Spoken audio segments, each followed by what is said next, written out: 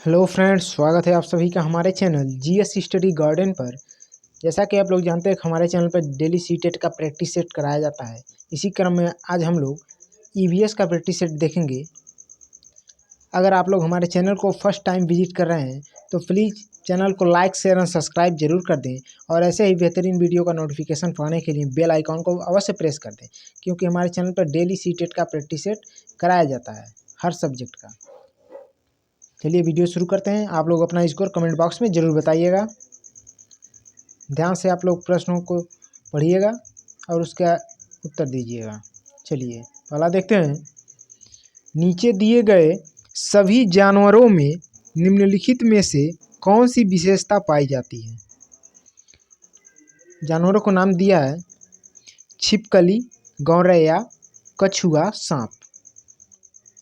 इन चारों में कौन सी विशेषता जो है समान होती है पूछ रहा है। ऑप्शन ए दिया है ए अंडे देते हैं, ऑप्शन बी दिया है जहरीले होते हैं, ऑप्शन सी दिया है भूमि एवं जल दोनों में रह सकते हैं, ऑप्शन डी दिया है इनके शरीर सल्क से ढके होते हैं। तो देखिए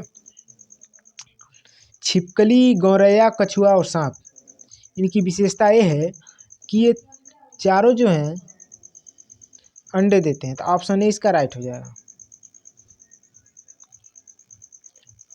अगला देखते हैं। अगला प्रश्न है, प्राथमिक स्तर पर पर्यावरण अध्ययन के शिक्षण में कहानियों और कविताओं का प्रभावी ढंग से उपयोग किया जा सकता है। पर्यावरण अध्ययन में इनके उपयोग का मुख्य उद्देश्य है। अर्थात प्राथमिक स्तर पर पर्यावरण अध्ययन के शिक्षण में जो कहानी और कविताओं का प्रयोग किया जाता है, इसका उद्देश्य क्या है ये बताना है आप लोगों को। ऑप्शन ए दिया है कक्षा की विविधता की पूर्ति होती है या फिर पूर्ति। ऑप्शन बी दिया है सीखने के लिए संदर्भगत वातावरण प्रदान करना। ऑप्शन सी दिया है पाठों को आनंददायक बनाना। ऑप्शन डी दिया है भाषिक कौशलों को बढ़ावा देना। तो देखिए प्राथमिक स्तर पर पर्यावरण अध्ययन के शिक्षण में कविताओं और कहानियों को जो प्रभावी ढंग से उपयोग किया जाता है, इसका उद्देश्य यह होता है कि सीखने के लिए संदर्भगत वातावरण प्रदान करना, उस प्रकार का वातावरण प्रदान करना। तो ऑप्शन बी इसका राइट हो जाएगा। अगला देखते हैं। एक प्राथमिक स्तर की अध्यापिका जलाभाव के विषय पर अपनी कक्षा 4 के बच्चों को प्रभावपूर्ण तरीके से किस प्रकार आंकेगी। जलाभाव के विषय में जो है बच्चों को जल संरक्षण पर नारे लिखने के लिए कहकर। ऑप्शन बी दिया है उपरोक्त विषय पर एक लिखित परीक्षा का आयोजन करके। ऑप्शन सी दिया है यह पता करके कि उन्होंने अपने दैनिक जीवन में जल की बचत कैसे की है। ऑप्शन डी दिया है जल संरक्षण पर पोस्टर बनाने की गतिविधि का आयोजन करके। तो देखिए जलाभाव के विषय में जो है प्रभावपूर्ण तरीके से बच्चों को कैसे आंकेगी, तो इसका राइट आंसर जो हो जाएगा वो हो जाएगा ऑप्शन सी, यह पता करके कि उन्होंने अपने दैनिक जीवन में जल की बचत कैसे प्रारंभ की है। चलिए अगला देखते हैं। इम्पॉर्टेंट है, सीटेट में आ चुका है, मोस्ट इम्पॉर्टेंट है। हमारे देश के नीचे दिए गए किस भाग में खाने की चीज़ें जैसे टैपियोका और नारियल को लोग अपने घर के आंगन में ही उगाते हैं और उन्हें इनसे बने खाने का स्वाद बहुत अच्छा लगता है। मोस्ट इम्पॉर्टेंट है, टैपियोका से संबंधित क्वेश्चन कई बार सीटेट में आ चुका है। ऑप्शन ए दिया है असम, ऑप्शन बी है गोवा, ऑप्शन सी है केरल, ऑप्शन डी है आंध्र प्रदेश। तो देखिए इसका राइट जो आंसर हो जाएगा वो हो जाएगा ऑप्शन सी केरल। टैपियोका और नारियल केरल में बहुतायत मात्रा में उगते हैं तथा केरल के लोग अपने खाने की चीज़ों में इनका उपयोग बहुत ही चाव से करते हैं, ये पता होना चाहिए। चलिए अगला देखते हैं। कक्षा 5 के शिक्षार्थियों में जिज्ञासा जागृत करने का निम्न में से सबसे प्रभावी तरीका है। कक्षा 5 के शिक्षार्थियों में जिज्ञासा जागृत करने के लिए सबसे प्रभावी तरीका क्या हो सकता है? आप लोग ऑप्शन के हिसाब से बताइएगा। ऑप्शन ए दिया है लिखित कार्य में उन्हें अधिक अभ्यास देना। ऑप्शन बी है अक्सर इकाई परीक्षणों का आयोजन कराना। ऑप्शन सी दिया है गहन जांच परख और कल्पना परक प्रश्न पूछना। ऑप्शन डी दिया है अधिक हस्तपरक अनुभव प्रदान करना। तो देखिए इसका जो राइट आंसर हो जाएगा, सबसे प्रभावी तरीका जो होगा वो होगा ऑप्शन सी गहन। ऑप्शन सी होगा गहन जांच परक और कल्पना परक प्रश्न पूछना। चलिए अगला देखते हैं।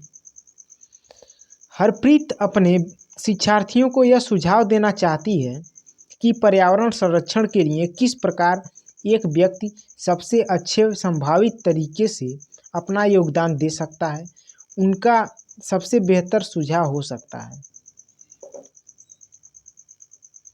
ऑप्शन ए दिया है कार, स्कूटर आदि जैसे व्यक्तिगत वाहन न रखें। ऑप्शन बी दिया है घर से बाहर अक्सर आने जाने से बचना। ऑप्शन सी दिया है अपने व्यक्तिगत वाहन के इंजन की नियमित जांच। ऑप्शन डी दिया है आने जाने के लिए सार्वजनिक साधनों का प्रयोग करना। तो देखिए जो प्रश्न पूछा है पर्यावरण संरक्षण से संबंधित जो है संभावित तरीके में योगदान दे सकता है, कौन सा सुझाव हो सकता है, तो जो इसका राइट आंसर होगा वो होगा ऑप्शन डी, आने जाने के लिए सार्वजनिक साधनों का प्रयोग करना। चलिए अगला देखते हैं। ये प्रश्न मोस्ट इम्पॉर्टेंट है। कुछ जानवर रात में जागते हैं।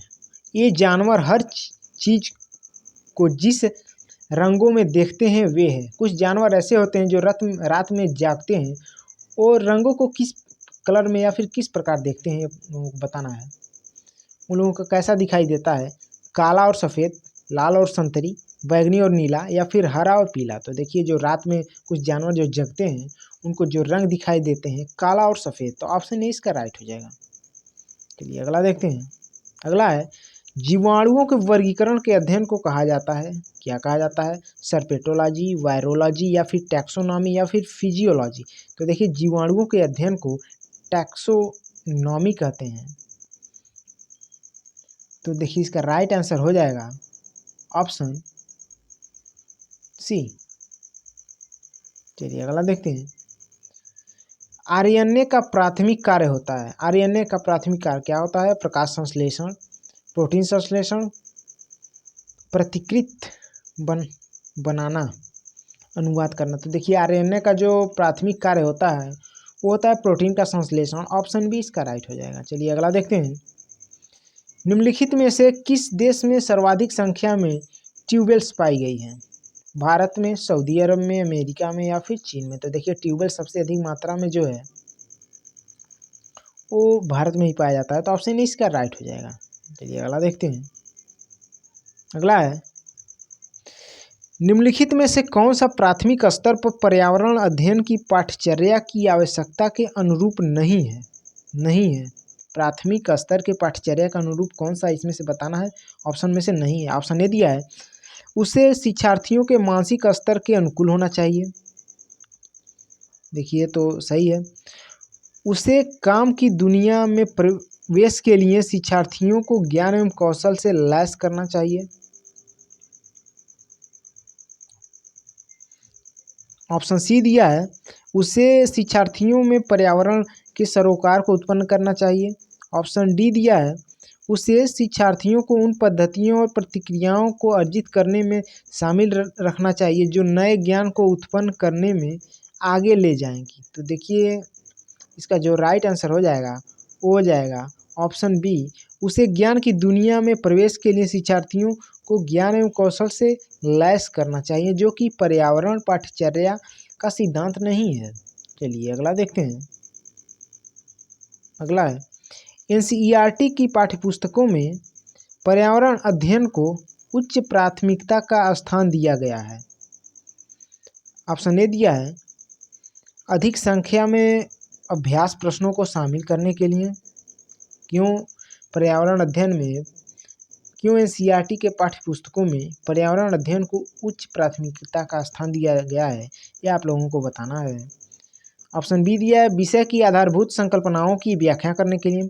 ऑप्शन सी दिया है चिंतन और विस्मय के लिए शिक्षार्थियों के अवसर उपलब्ध कराने के लिए। ऑप्शन डी दिया है तकनीकी शब्दावली की सटीक परिभाषाएं उपलब्ध कराने के लिए। तो देखिए इसका जो राइट आंसर हो जाएगा ऑप्शन सी, चिंतन और विस्मय के लिए शिक्षार्थियों को अवसर उपलब्ध कराने के लिए पर्यावरण अध्ययन को जो है उच्च प्राथमिकता दिया गया है। चलिए अगला देखते हैं। दिया है सोनम प्रत्येक पाठ को रटकर तुरंत सीख लेती है, जबकि रिया चर्चा एवं ब्रेनस्टॉर्मिंग अर्थात मस्तिष्क उद्दोलन के बाद प्रत्येक पाठ को समझती है। यह के विकासात्मक सिद्धांत की ओर संकेत करता है। किस विकासात्मक सिद्धांत की ओर संकेत करता है?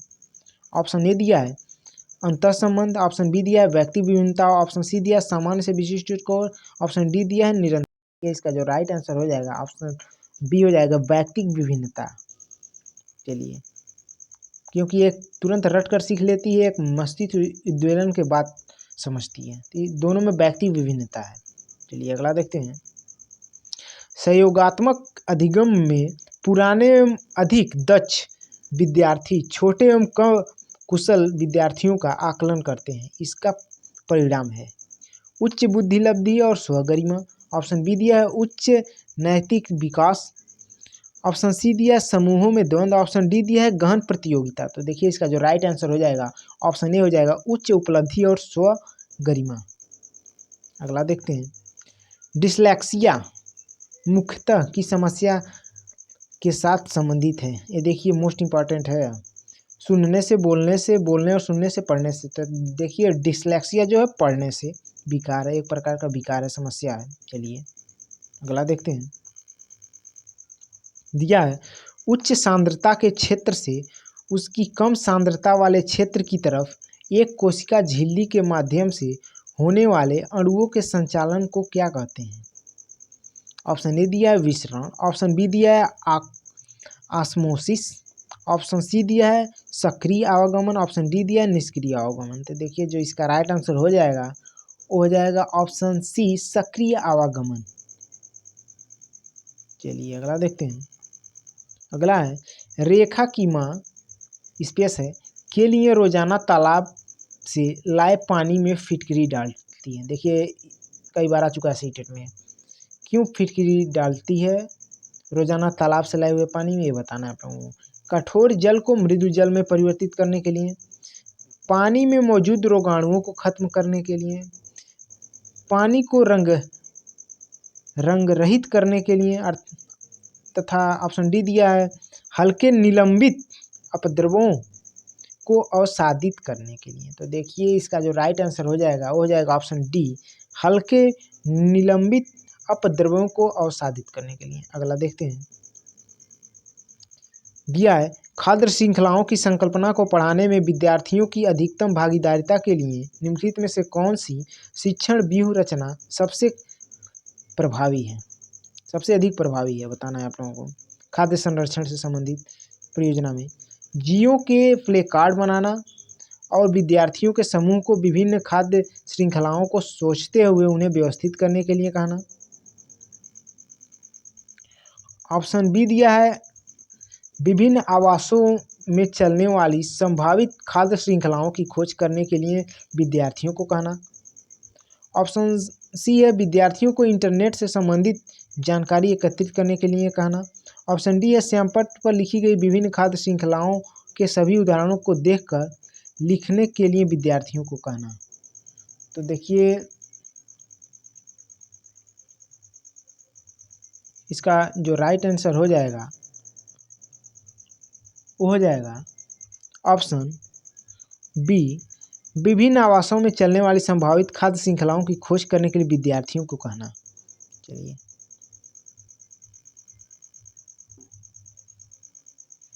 अगला देखते हैं। पर्यावरण अध्ययन की कक्षा में सरल प्रयोग और निदर्शन किए जा सकते हैं। ऑप्शन ए दिया है बच्चों को स्वयं सीखने के योग्य बनाने और अवलोकन कौशलों को पैना करने के लिए। ऑप्शन बी दिया है उच्च कक्षाओं में क्या किया जाता है उसका अनुकरण करने के लिए। ऑप्शन सी दिया है बच्चों द्वारा पूछे गए प्रश्नों पर आधारित विचारों पर चर्चा करने, अवलोकनों को दर्ज करने तथा उसका विश्लेषण करने के लिए। ऑप्शन डी दिया है कक्षा में अनुशासन को सुनिश्चित करने हेतु बच्चों को नियंत्रित करने के लिए। तो देखिए जो इसका राइट आंसर हो जाएगा ऑप्शन ए ही, बच्चों को स्वयं सीखने के योग्य बनाने और अवलोकन कौशलों को पैना करने के लिए। चलिए अगला देखते हैं। देखते हैं दत्त कार्य के संबंध में निम्नलिखित में से कौन सा कथन सही है, बताना है। प्रतिदिन विविधता और अभ्यास कराने के लिए कक्षा कार्य और फिर गृह कार्य के रूप में दत्त कार्य देने की आवश्यकता है। अगला देखते हैं दत्त कार्य आकलन का एकमात्र तरीका है। ऑप्शन सी दिया दत्त कार्य बच्चों को सूचना खोजने और अपने विचारों का निर्माण करने और उन्हें उच्चारित करने का अवसर प्रदान करता है। ऑप्शन डी दिया दत्त कार्य अभिभावकों, भाइयों और बहनों द्वारा अपनी क्षमता के अनुसार किया जा सकता है। तो देखिए इसका राइट जो आंसर हो जाएगा, दत्त कार्य देने का मूल उद्देश्य होता है ऑप्शन सी, दत्त कार्य बच्चों को सूचना खोजने और अपने विचारों का निर्माण करने और उन्हें उच्चारित करने का अवसर प्रदान करता है। चलिए अगला देखते हैं। मानचित्र पढ़ाने के लिए आवश्यक कौशल में शामिल है। मानचित्र पढ़ाने के लिए कौन सा कौशल आवश्यक है? ड्राइंग और पेंटिंग के में विलक्षण कुशलता। ऑप्शन बी दिया है ग्लोब पर स्थिति दर्शाने के लिए स्केच और गणनाओं का उपयोग करने की योग्यता। ऑप्शन सी है अभिव्यक्तात्मक योग्यताओं को बाहर निकालने के लिए विलक्षण संप्रेषण कौशल। या फिर ऑप्शन डी है स्थान, दूरी और दिशाओं की सापेक्ष स्थिति को समझने की योग्यता। तो देखिए मानचित्र से स्थान, दूरी और दिशाओं की सापेक्ष स्थिति को समझने की योग्यता विकसित होगी। तो इसका राइट आंसर हो जाएगा ऑप्शन डी। 42 देखते हैं। देखिए 42 है। सीखने की प्रक्रिया में अभिप्रेरणा क्या है? शिक्षार्थियों की स्मृति को पैना करता है, नए अधिगम को पूर्व अधिगम से अलग करता है। ऑप्शन सी है शिक्षार्थियों को एक दिशा में चिंतन करने योग्य बनाता है। ऑप्शन डी दिया है छोटे शिक्षार्थियों में सीखने के लिए रुचि पैदा करता है। तो देखिए इसका जो राइट आंसर हो जाएगा वो हो जाएगा ऑप्शन डी, छोटे शिक्षार्थियों में सीखने के लिए रुचि पैदा करता है, जिसको अभिप्रेरणा कहते हैं। चलिए अगला देखते हैं। एक पर्यावरण अध्ययन की कक्षा के लिए सर्वाधिक उपयुक्त शिक्षा शास्त्रीय पद्धति होनी चाहिए। केवल प्रयोगों पर आधारित। ऑप्शन बी है केवल व्याख्यानों पर आधारित। ऑप्शन सी है परीक्षा उन्मुखी। ऑप्शन डी है भागीदारिता परक एवं चर्चा उन्मुखी। तो देखिए इसका जो राइट आंसर हो जाएगा वो हो जाएगा ऑप्शन डी, भागीदारिता परक एवं चर्चा उन्मुखी। मोस्ट इम्पॉर्टेंट है, आ चुका है सीटेट में। देखिएगा ये निम्नलिखित में से उसे चुनिए जो अपनी मादा की पहचान उसकी गंध से कई किलोमीटर दूर से ही कर लेता है। सीटेट में आ चुका है, रिपीटेड है। चींटी, मच्छर, रेशम का कीड़ा या फिर मधुमक्खी। तो देखिए इसका जो राइट आंसर हो जाएगा